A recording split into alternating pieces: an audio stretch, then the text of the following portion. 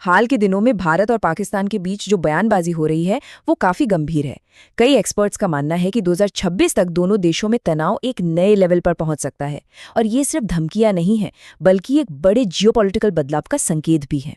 तो इस पूरे तनाव की शुरुआत हुई पाकिस्तान के रक्षा मंत्री ख्वाजा आसिफ के इस बयान से। देखिए, ये कोई मामूली बयान नहीं था। ये पाकिस्तान की पुरानी धमकियों से बिल्कुल अलग और बहुत ज्यादा चिंता पैदा करने वाला एक स्ट्रेटेजिक शिफ्ट है। और यहीं सबसे बड़ा सवाल खड़ा होता है, आखिर क्यों पाकिस्तान ने दिल्ली या मुंबई जैसे पारंपरिक लक्ष्यों को छोड़कर इतनी दूर बसे कोलकाता को निशाना बनाने की बात की। इस एक सवाल के जवाब में ही उनकी पूरी नई सैन्य रणनीति छिपी हुई है।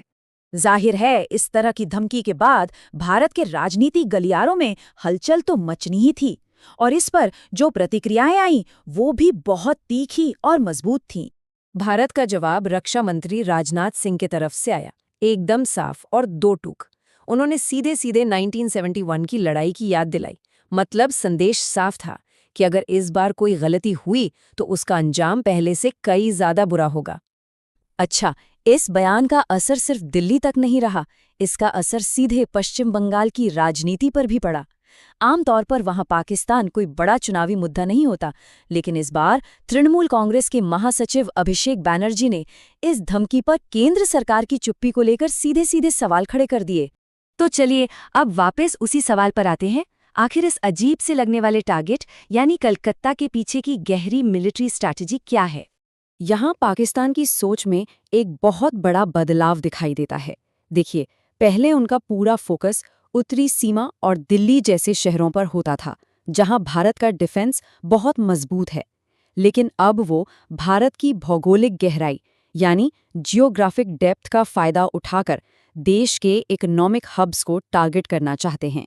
तो इस पूरी रणनीति का सबसे बड़ा मकसद क्या है? मकसद है भारत के एयर डिफेंस सिस्टम को, जैसे कि S-400, पूरे देश में फैलने पर मजबूर कर देना। इससे किसी एक जगह पर उसकी ताकत कम हो जाएगी और वो शायद इसी कमजोरी का फायदा उठाना चाहते हैं। और ये सिर्फ बातें नहीं हैं, इस धमकी के पीछे ठोस तकनीकी क्षमता भी है।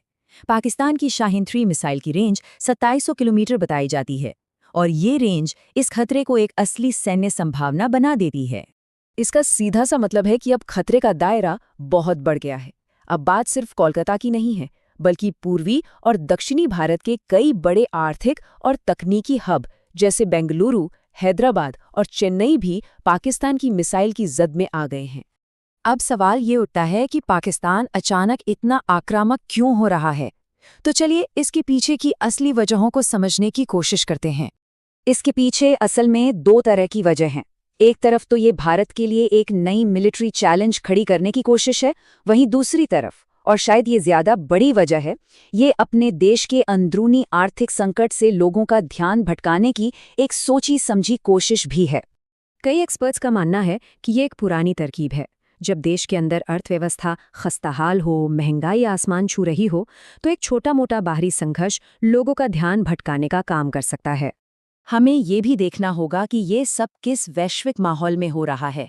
दुनिया में रूस, यूक्रेन और अमेरिका, ईरान जैसे संघर्ष पहले से ही चल रहे हैं। ऐसे में शायद पाकिस्तान को लगता है कि इस तरह की आक्रामक बयानबाजी पर दुनिया का ध्यान कम जाएगा। तो इस नई हकीकत को देखते हुए भारत के नेशनल सिक्योरिटी प्लानर्स के लिए इसका क्या मतलब है? उन्हें अपनी तैयारियों को कैसे बदलना होगा? इस नए तरह के खतरे को एक्सपर्ट्स स्ट्रेटेजिक डेप्थ थ्रेट कहते हैं। आसान भाषा में कहें तो अब लड़ाई को सीमा से उठाकर देश के अंदरूनी हिस्सों में आर्थिक रूप से जरूरी शहरों तक ले जाने की कोशिश, ताकि उन जगहों पर हमला किया जा सके जहां सुरक्षा शायद उतनी मजबूत न हो। हाँ, यहाँ ये साफ करना जरूरी है कि कोलकाता बांग्लादेश के पास है, लेकिन इस मामले में बांग्लादेश का कोई हाथ नहीं है। भारत और बांग्लादेश के रिश्ते काफी मजबूत हैं और ये खतरा सीधे तौर पर पाकिस्तान से ही है। तो ये पूरा सिनारियो कैसे आगे बढ़ सकता है? पहला कदम, कोई उकसावे वाली कार्यवाही, जैसे कोई आतंकी हमला। दूसरा कदम, भारत की जवाबी कार्रवाई। और फिर तीसरा और सबसे खतरनाक कदम, पाकिस्तान का भारत के बड़े शहरों पर मिसाइलें दागकर हमारे एयर डिफेंस सिस्टम को टेस्ट करना और उसे भेदने की कोशिश करना। और आखिर में हम उसी सबसे बड़े सवाल पर लौटते हैं। ये नया रणनीतिक बदलाव भारत की रक्षा योजना के सामने एक बहुत बड़ी चुनौती है।